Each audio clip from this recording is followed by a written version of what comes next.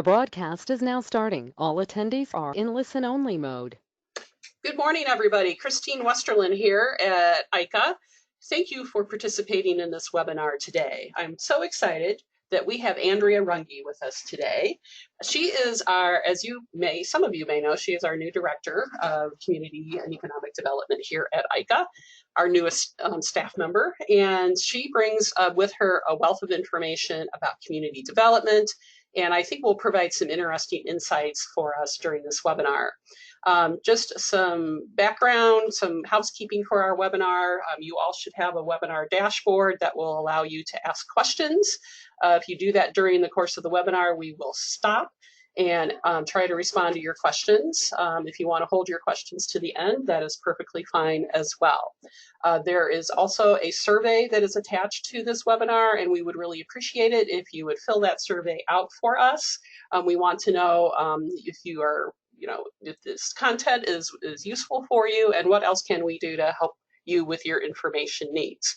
So without further ado, and let me mention just one more thing, is that this webinar, of course, is being recorded. And so we will make this webinar available to all participants today. And we really look forward, again, to hearing from you and your input regarding this webinar. So I'm going to turn over all of this to Andrea Runge. Andrea. Thank you very much, Christine, for the kind introduction this morning. Before we get started today, I just wanted to give you a couple of kind of notes.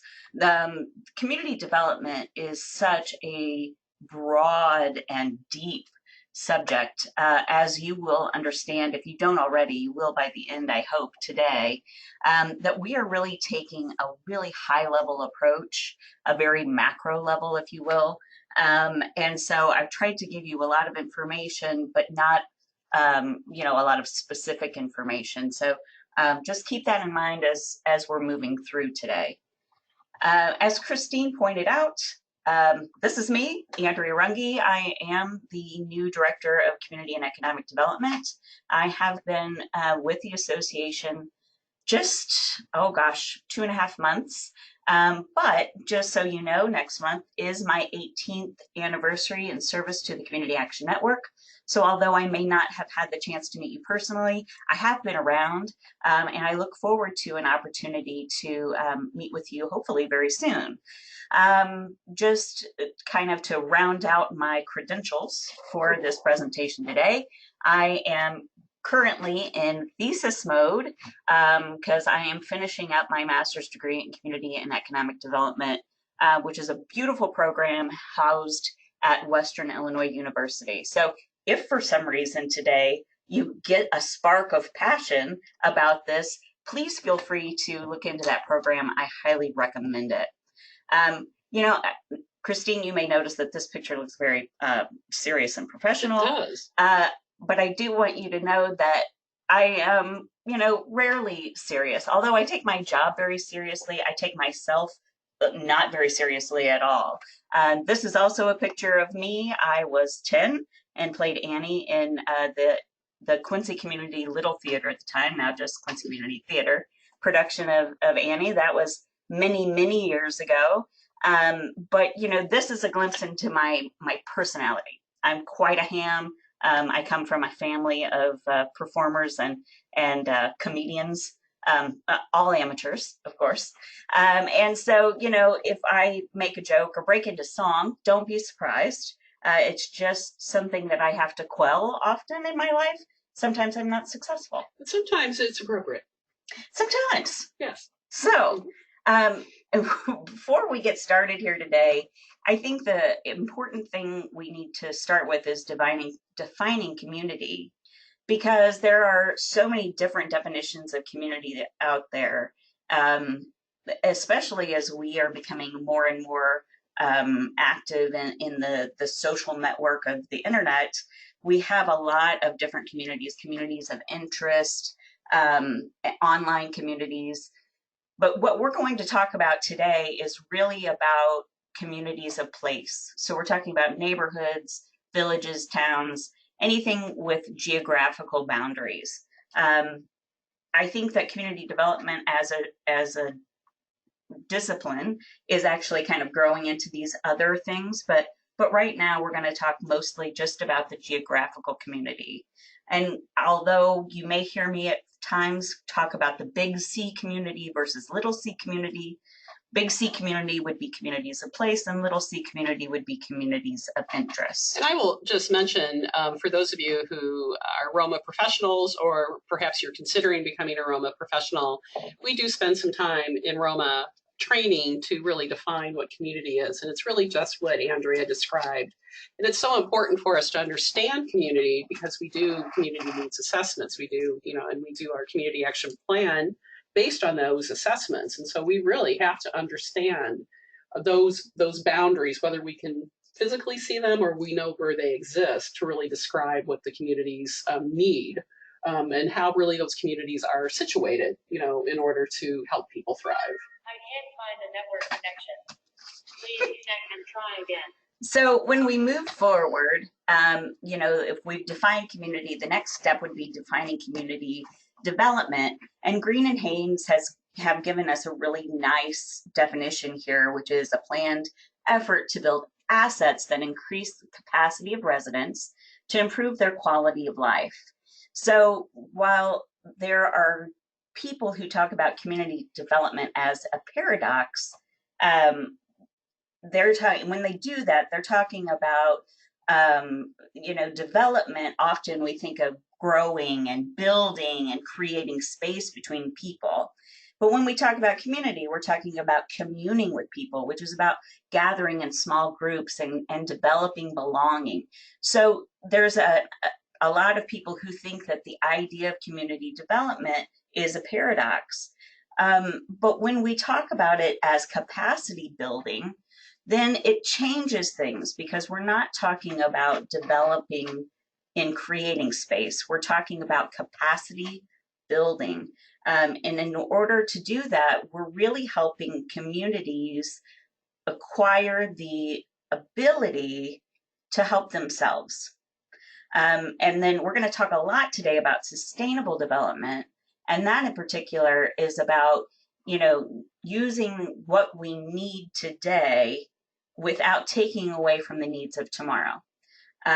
So that's another way we can look at community development. We're using what we need today, but we're making sure that we have a mind of the future, so that we're making sure that we're leaving our resources for the next generations. So when we talk about sustainable community development, we talk about the 3 E's. Now, I understand that in this graphic, there's an S and 2 E's, but a lot of times social justice, also called equity. And when we talk about it as the 3 E's, that's what we're talking about. We're talking about equitable treatment of human beings. We're talking about the economic development of our business savvy and ability to provide for our own needs monetarily, and the environmental aspects of this. What are the ecological impacts of what we're doing? You can see in the graphic that if we have 2 of these things in a community, it's not bad. It's not bad. Bearable's okay. Equitable's okay. Viable's okay. But in order to really continue to build our communities and keep them sustainable for generations to come, we have to find a nice balance of all 3 aspects in our communities.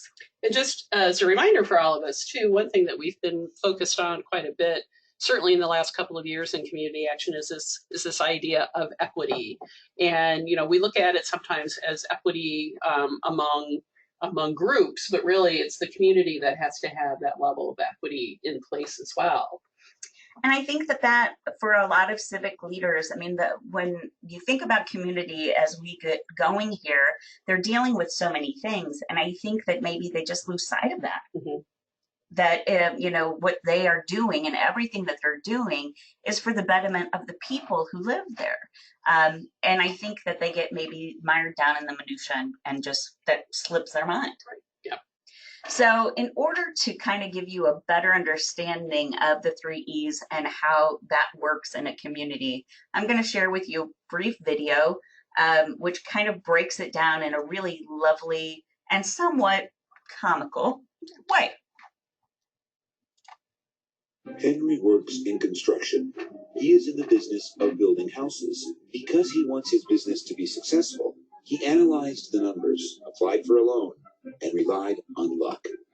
However, Henry realized that the numbers were not adding up, so he began to reduce costs.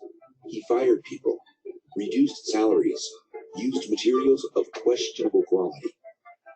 He soon found himself with no clients, in debt, and without any kind of support.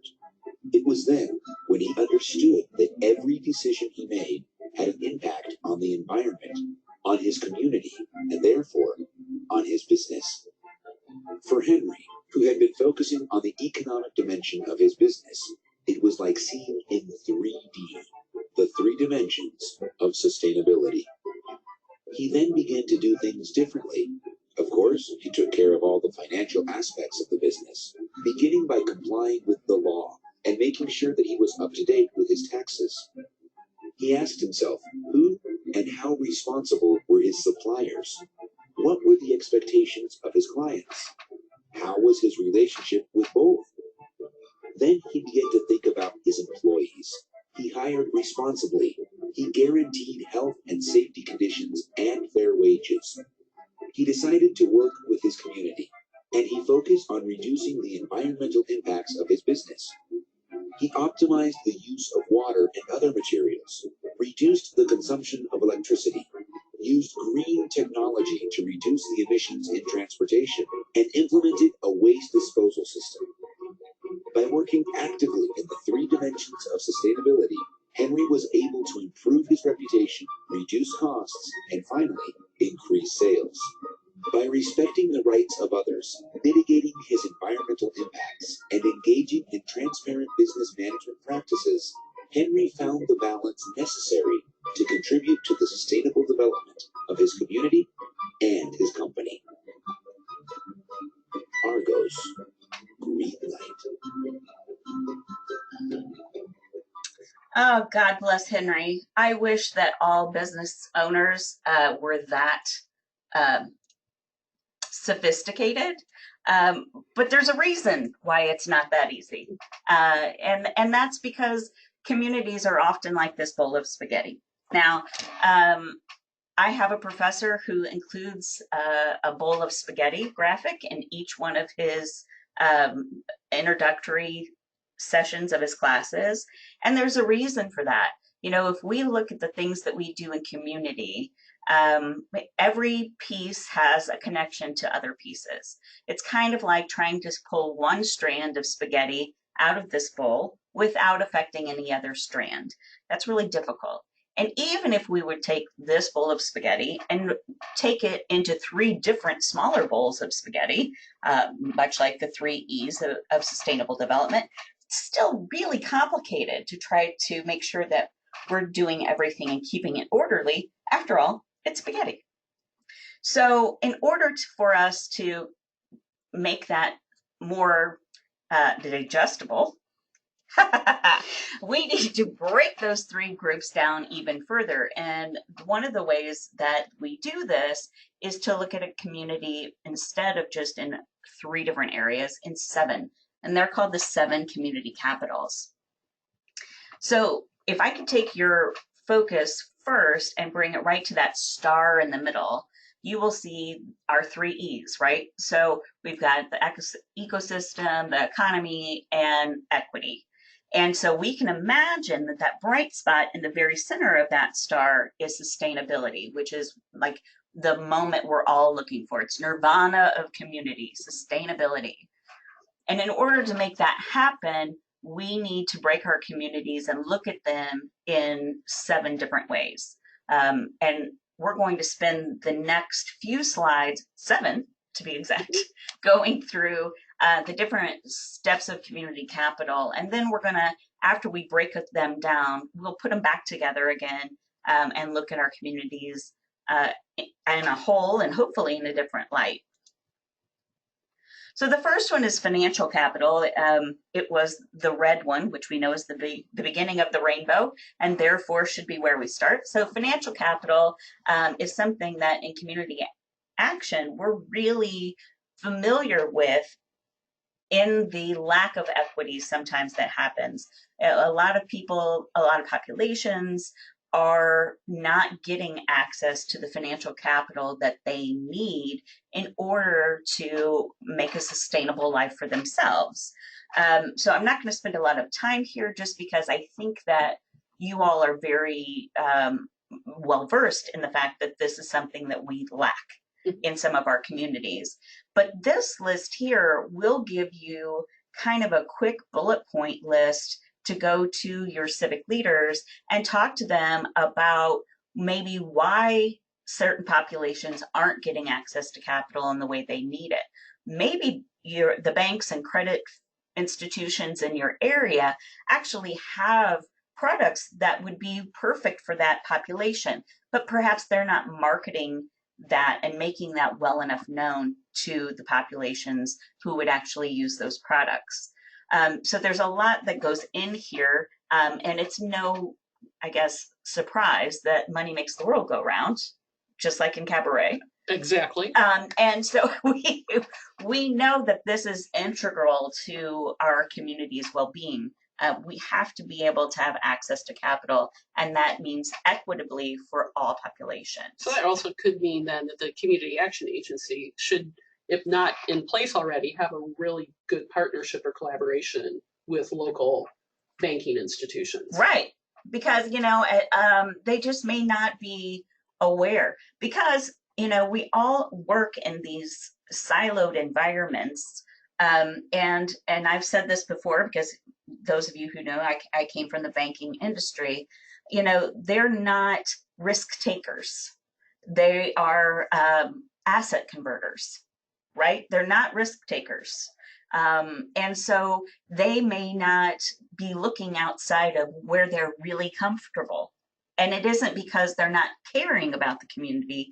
It's simply that they don't see things in that respect because they're only focused on converting assets. So the next thing we're going to talk about is political capital. And, Christine kind of alluded to it, by building partnerships with other people, instrumental people in the community, we open up people's minds through storytelling and let them know what's going on. So there are a couple of ways we can use political capital. One, the one at the bottom, something that we're all very familiar with. It's very structured. It's our political system. We understand how that works because in community action, we do a lot of advocacy and telling the story of our people. The other part of this is instrumental capital, which is influencing policies to further the group's interest. So this particular kind is much more informal, and it is about pulling people together in order to tell their collective stories when they do not own power individually. They collaborate with each other and they gain power politically through their sheer numbers. So a couple of aspects that you can think of about how those informal groups work. In your communities, it might be a neighborhood watch program or a neighborhood association. And then in the work community, it may be some kind of union where people are working collaboratively to tell their story and influence people of power through their collective action. Now, next we get to social capital, and I don't know if you are aware of this, but my friend Christine, social capital has a special place in her heart. Absolutely. And I, in fact, included this graphic of this book, Bowling Alone, just for her. It is one of her favorites, but it's more than that. It is the seminal work in community development about social capital. So social capital is how we interact with each other. And there are two ways we do that. The first is through bonding capital, which is how we interact with the people in our community. So we have relationships with them, and over time, those grow bonds. And we come together to think about ways that we can improve our community through our collective action. The other way to do that is bridging capital. Bridging capital happens when we seek the expertise of someone outside of our community to help us build that capacity. So if we're looking at a problem and we say, yes, we see that this is an issue, we look at, but we don't have any idea of how to fix it. We look at bridging capital to use our connections with people outside of our community to have perhaps come in and help us better determine how to go about that. And so just to decode the title here before we move forward, Robert Putnam, who wrote this book, suggested that the reason that civic engagement and social capital was on the decline is that because we no longer as a society tend to bowl in leagues. And in weekly bowling leagues, people would get together for an activity, and during the course of that, they would talk about the things that they were facing, and they would come up with solutions and make a plan. Now people are more likely to bowl by themselves. And because of that, we have somehow lost part of that civic engagement that we get through just sheer community with each other. There is a counter argument to that. It's an article called Kicking It in Groups. And it says that no, yes, we don't bowl in leagues. We don't bowl as much at all anymore. However, we still are communing, but mostly maybe we're doing so around our children in their soccer practice or their soccer games. So the idea is, yes, it's changing, but it hasn't gone away. Either way, social capital is paramount in our communities, both in making sure that we're helping each other and that we're finding other avenues to help ourselves. Human capital is where community action, I think, really shines. A lot of times in community development, they will talk about human capital as workforce development. And I think that workforce development is a very important part of human capital because we live in a capitalistic society and we need funds in order to make things move along. So workforce development should not be minimized. However, we know that there's a lot more to it than that. We not only need to help people know how to work, we need to help them know how to engage with each other, how to make it through crisis. And community action is the perfect coach to mentor people on both sides, you know, the work side and the human component as well. And so I guess I'll just take this moment to say, congratulations. You're doing a good job. Absolutely. I think this is something that really, this is the flag waver, if you will, for Absolutely. community action.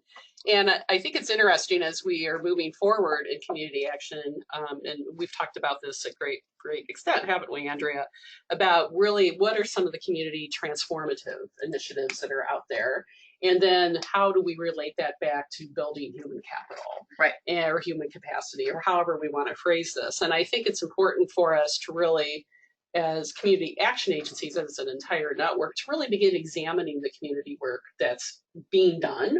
And then to ask that question, are we being transformational in this work? And I think if that examination should start today, then I think that will get us to a better place so we really can dive deeper into this transformational mode of really building human capacity. Miss Christine, are you talking about reflective practice? By golly, I am. That reflective practice that comes in handy so often. So moving on, again, congratulations. You are doing a fabulous job in your communities in building human capital and human capacity. So the next one, cultural capital, actually ties back into the photo that I showed at the beginning of me as Annie in Quincy Community Theater back in the day. And that's my way of letting you know that although you may think that arts are maybe not integral to the success of your community, there are people who find belonging through cultural capital that can transform them in your community. And the arts in general, whether it's music or the history of our place or theater, dance, it is a way for people to express themselves. And we know in community action the importance of storytelling. We also need to keep in mind that not everyone is a verbal storyteller. And so they look to other mediums to tell their story, like this beautiful mural. This reminds me, there is this great community in Moline that has roots rooted in this very small village in Mexico. And they were trying to figure out how to advance them to feel like they were a part of Moline. And so what they did was they took this empty space and they decided to make this huge mural that depicted that village. And it is beautiful and bright and colorful. But they had noticed while they were doing this, over time, there was one older gentleman that stood for a while every day and watched them work on it. And finally, through many days of kind of working up his courage, he came up, and although his English was broken, he was able to communicate to them that that was his home. They were painting his home. And so that man picked up a paintbrush and began working with them. And it is a way to for us to understand that when we understand someone's culture, we can draw connections to them on a human level. And when we do that, we break down the barriers that keep us, as Christine would say, others. And we would create new bridges that make us belong.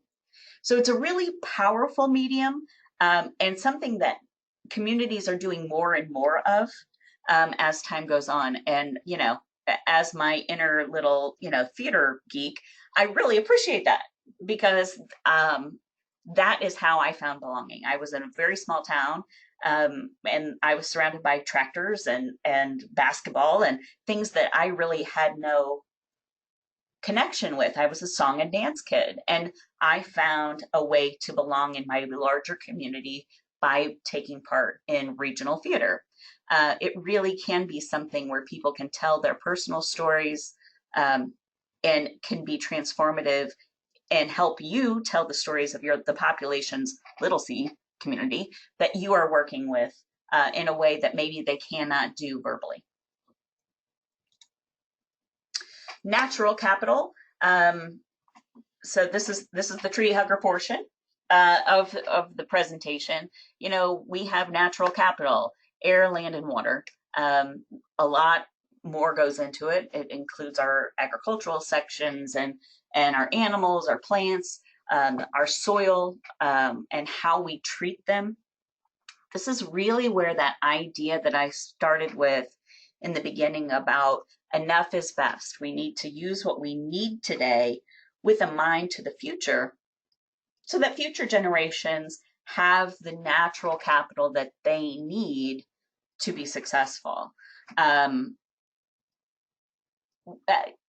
lot of times when communities are looking at economic development or even other development, they kind of lose natural capital, maybe in hopes of gaining the almighty dollar when it comes to economic development. But additionally, you know, think about how if we have a downtown that's struggling and it's not being revitalized, or we're not taking time to reinvest and change that, and instead we're building subdivisions on the outskirts of town, then we're really taking more land all the time for our own needs and not thinking about how we could be smarter about our development and revitalizing our communities on the inside to make sure that we're not doing that. That phenomenon is called urban sprawl. And it's really interesting if you look at geographical pictures over time,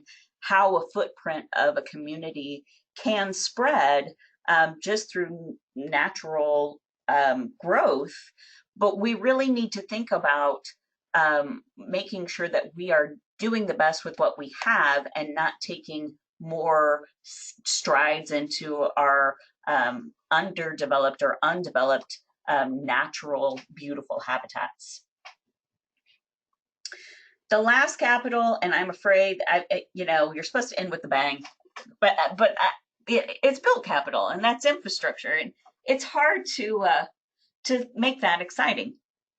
It's sewers and streets. Who doesn't love a good sewer?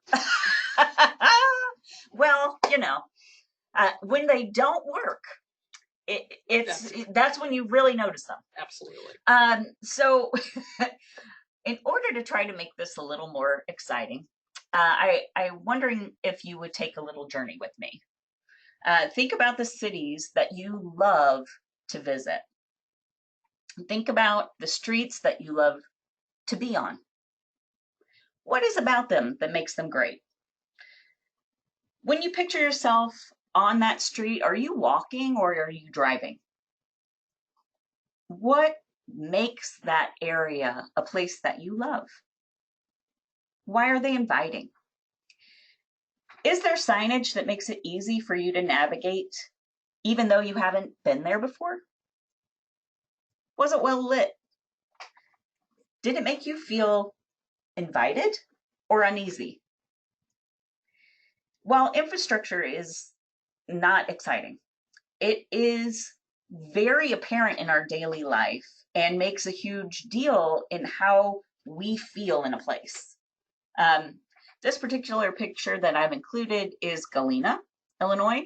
And look at this beautiful stairway. It solves an issue, gets people from one area of town to another area of town down a pretty steep incline with providing them railings and safety. There's lighting there. They've got stops in the middle for people to gather and look at the view. This is a way that communities are understanding infrastructure in a way they haven't before, perhaps, and understanding how these little cues really affect how we feel in a place. So not exciting, really important. So I have another video here, and this is where we're going to start putting these capitals back together. This is a cultural capital. It's an art installation in Indianapolis that connects built capital, natural capital, and social capital, human capital too, because they're learning. So let's take a couple minutes and watch this video.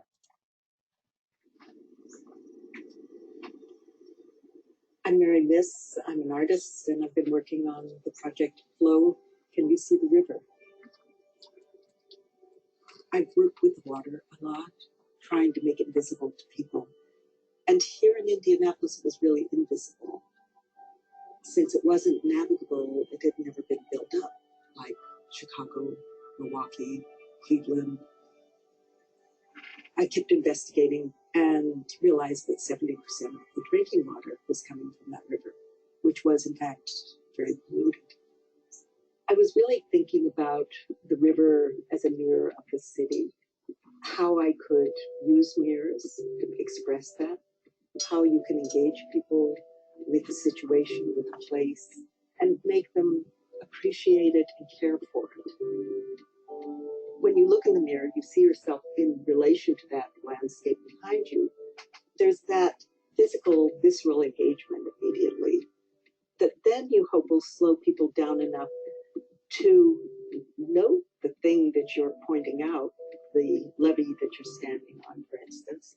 And maybe that's all they'll do is see that word. But now they at least have had that part of the environment decoded. Now, if they're more interested, they get to dial up and hear more about it. So you can go deeper and deeper into this till you get to the very factual content about it. It's really interesting to me how technology and physical sight can kind of be layered together. There are about 100 points along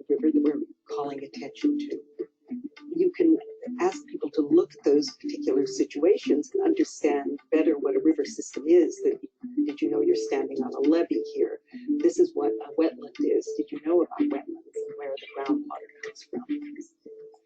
The river starts at your front door. Everything you do is going to be affecting the river.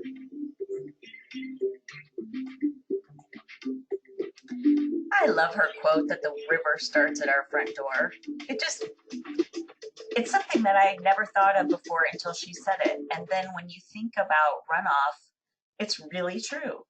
You know, all water systems start at your front door, and what you do makes a difference. It makes what we may perceive as being ordinary, it makes it extraordinary. And I just love that. Ah, what a great project. Okay, so when we start putting these things together, we start filling back our bowl of spaghetti. So that is systems theory.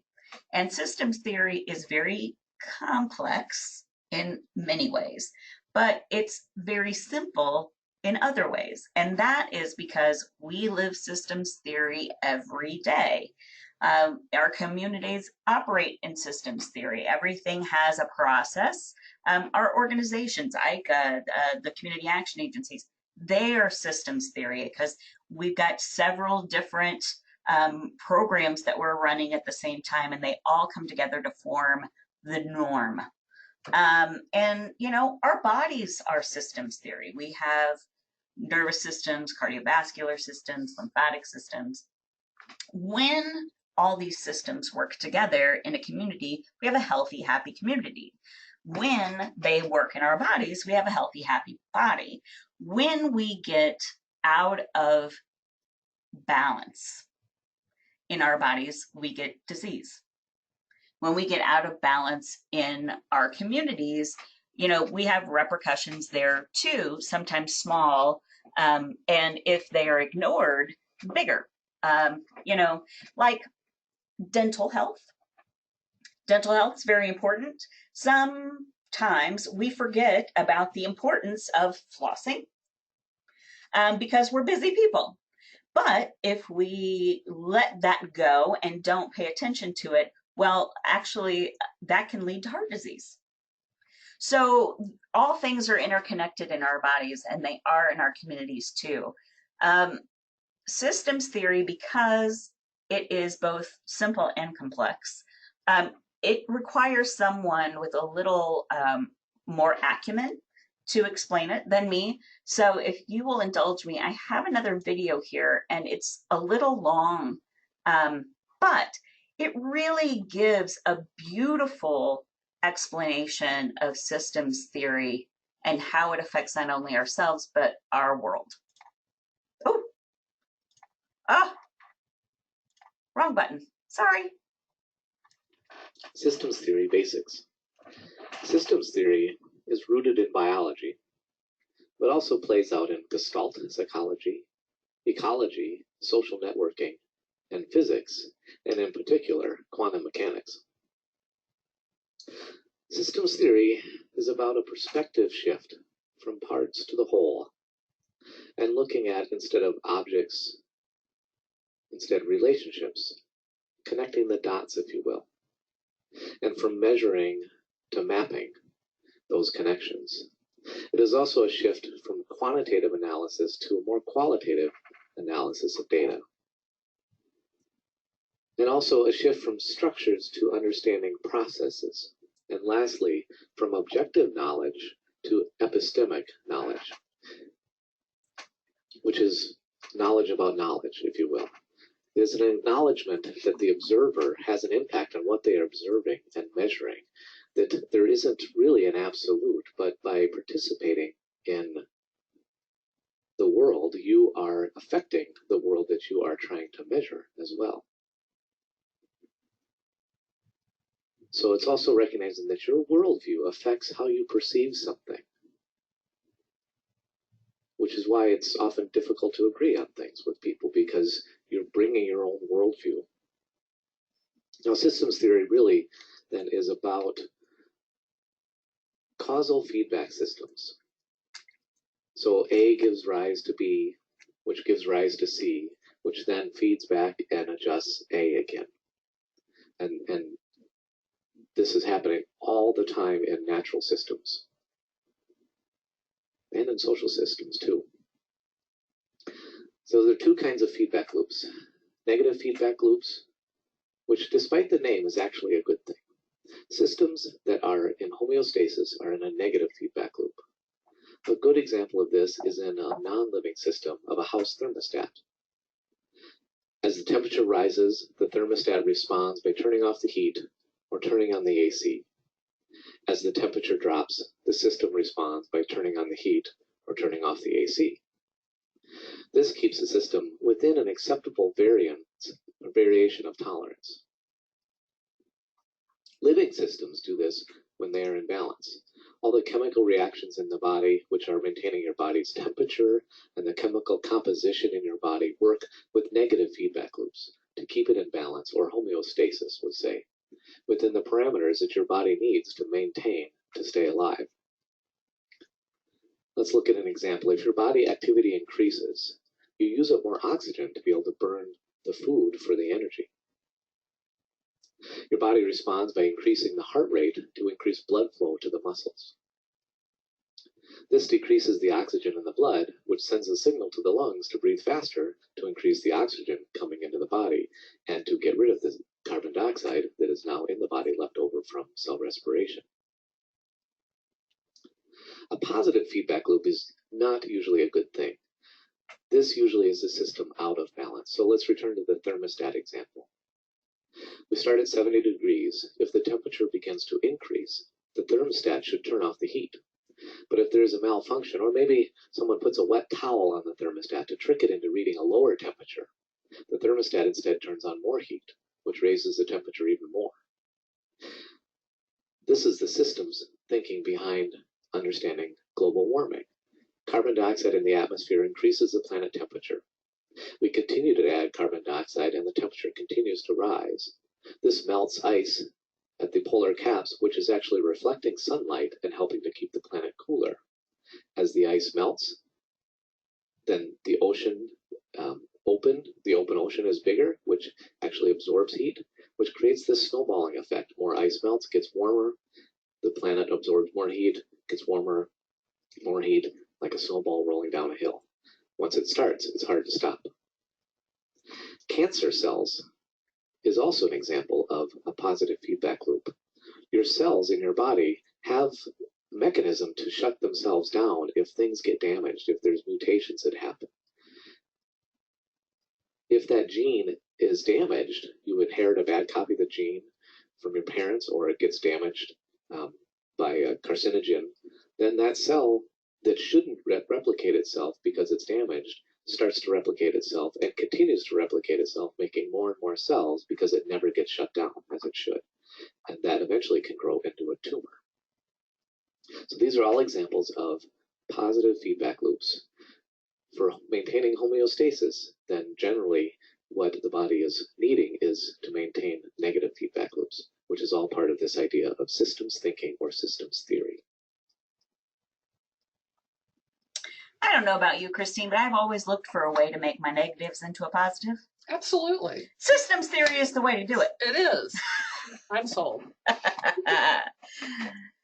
So we've just got a few more things here, but let's bring it back to spaghetti. So if our communities are a complicated bowl of spaghetti, what is sustainability? Well, sustainability, like the peak of a pyramid, is the meatball on top of our spaghetti. We've all visited special communities, places we don't want to leave. And that is kind of like a community that has kept their meatball, or who has regained their meatball if they've lost it. And I know, so I have a bit of a sense of humor. And to me, when I think about spaghetti, which I do often when I think about communities because of my professor, I think about the camp song from the 70s, On Top of Spaghetti. Do you remember it? I do. Okay. Well, On Top of Spaghetti is a silly kid song. I thought it was hilarious when I was a kid. It was about a meatball on top of spaghetti covered in cheese that rolls off the spaghetti and out the front door because someone sneezed. And I've never actually seen that happen. I mean, I've eaten a lot of spaghetti. I've eaten a lot of meatballs too. Hey. Yeah. But I've never noticed anyone sneeze and lose their meatball. However, we have all known communities who somehow lose what makes them special. And while they were once thriving, they are now struggling. And unfortunately, although it is hard to lose your meatball when you sneeze, it's really not hard for a community to lose that specialness or their ability to sustain themselves. It's kind of like alchemy. Sometimes it really works and there's something about it that's magical. And sometimes we lose that alchemy and we're not exactly sure why. But what we do know is if we have this beautiful nested bowl of spaghetti without any big heaps inside of it, well, we have an opportunity to keep that meatball safe, no matter if someone has allergies or not. That's a safe meatball because we have built up the community capitals around sustainability and around what makes us special to keep it well nested and protected. So a few parting thoughts and then a short video and then we'll have some discussion, hopefully. Communities are such fascinating places because each one is special and unique, just like people are special and unique. Each community has assets that fit together in order to nest the people who live within it, like spaghetti for our meatballs. Each part of the community is connected to the other part, like the systems that occur in our body or naturally in nature. If we neglect one part of our community in favor of another, the community suffers. And when we have a community that's in that lack of homeostasis, we run the risk of losing our sustainability, what makes us special, or our meatball. So this is, and I've provided the link below here, not to the video, but to the United Nations Sustainable Development Goals, which are lovely, and we don't talk about them nearly enough. But this will give you a sense of the fact that you in this fight, in this work, are not alone. You're in very good company. So let's take a couple minutes and then we'll have some discussion.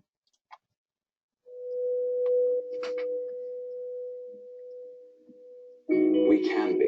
We must be the first generation to end extreme poverty. The generation Most determined to fight injustice and inequalities. The generation that saves the planet from climate change. And this is how it will get done. The global goals the 15-year plan for everyone, everywhere. with no one left behind. We live in a world Where nobody anywhere lives in extreme poverty. Where no one goes hungry. Where no one wakes in the morning asking if there will be food today.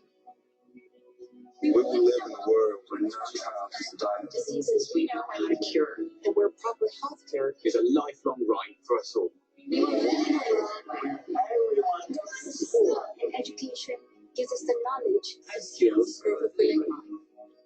We will live in a world where all girls and all women have equal opportunities to thrive and be powerful and safe. We cannot succeed without the rest of us. We will live in a world where all people can get clean water and proper toilets at home, at school, at work. We will live in a world where there's sustainable energy for everyone, heat, light, and power for the whole planet. Without destroying the planet. We will live in a world where economies prosper and new wealth leads to different jobs for everyone. And we will live in a world where our industry, Our infrastructure and our best innovations, Are not just used to make money, but to make all our lives better. we will live in a world where prejudices and extremes of equality are completed inside our countries and between different countries, where people live in cities and communities that are safe, progressive, and support everyone who lives there. where we replace Where we can see planet where we put back when we take care of the earth. We live in a world that is decisively rolling back from climate change. where we restore and protect the life in our oceans and seas. Restore and protect life on land, forests, animals, The earth itself. with peace between and inside countries, where all governments are open And our response to us for what they do at home and abroad. And the justice rules. With everyone equal before the law. Where all countries, we their people, Work together. partnerships of all kinds.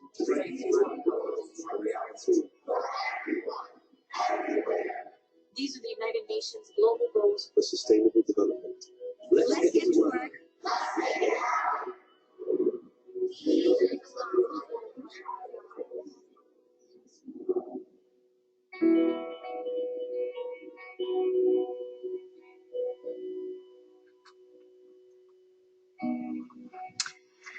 Oh, that always gives me the goosebumps. I think that there are so many things about that particular video that speak to the 7 community capitals that we talked about today, and also that tie into the CSBG Act and what we are trying to do in our everyday work here in community action. So now we're going to open it up for some discussion. It looks like we do have a question that has come in. It just says the audio is over the phone. We're a little muffled. Well, thank you for letting me know, Sandy, and you will get a copy of this video. So we'll make sure that that you get a chance to really look at it again. Sorry about that. But I think that we really want to ensure that are kind of going back to those 17 UN goals. I think a lot of times we tend to believe the UN is something beyond us. Do you know what I mean? I do. That's for other countries. That's not necessarily for the United States. And the United Nations is just that. It is the United Nations. It's headquartered in New York, and they do set these lofty goals. But it's so important for us to pay attention to these goals, and it is. Some of that language is embedded not just in the CSBG Act, but in the work that we do, and to really kind of talk through how is it that we can, really embody and play a role in those 17 goals. I found out about the UN goals through my master's degree program, and I was really kind of shocked that it wasn't part of our, maybe not our daily conversation, that's maybe asking for a little much, but I was surprised that it wasn't part of an ongoing conversation that we were having as residents, as citizens, because this is something that is important all over the world. And they're so vital to making sure that there is belonging and that people have things like good drinking water. And I think that too often we think that that is an other issue, but it isn't. Those things occur in our own backyards, unfortunately. Absolutely, and I think you bring up that whole key of that idea of belonging and how important it is in this network. And we talk about belonging. I think we're going to really deepen our work in belonging because it's so critical to us as humans that we want to belong, and community is the place where we can experience belonging in a very profound way. Well, think about our ancestors. If it wasn't important for us to build connections with each other, then we would have all just been lone hunters. Very much so. We wouldn't have sought out tribes. We wouldn't have taken the time because building consensus and forming community is not always easy. Sometimes it's frustrating. And if it wasn't vital to our ability as a human being to be successful, we would never be in the situation that we were in. We would have always just kind of been lone wolves. And even the wolves are in community. That's true. Yeah, they do. They do live in community with one another. Andrea, I don't see any questions coming in. Is there any parting thoughts that you want to share with us? Well, I think that I would just say that going through this today is a great reminder about how lucky I am to be able to take something that I'm so passionate about and do that for my job every day. And so I think that the best thing that I could just say is, thank you to the network for supporting IACAA, for supporting Ventures when I was there, and really allowing me to find my passion and plug myself in to that in a daily manner. And as far as the subject matter is concerned, there is a lot of training out there in community development, and you don't have to go far to get it. And I would be happy if you have any desire to do that and learn more about it. I'd be happy to connect you with some of the organizations that can give you some really great training, even if you don't want to jump all the way into a master's degree. And that's a great way just to get started, right? Exactly. And we know that many of the agencies in Illinois, you already are doing community development. Absolutely. But we want to encourage you to deepen your practices. And again, we're moving, I think, certainly nationally in that direction where we really want to see community transformation. And I think that community action agencies are in such a great position to really help our civic leaders get a full appreciation of what community development means, and that we need to be taking this broad view all the time. Absolutely.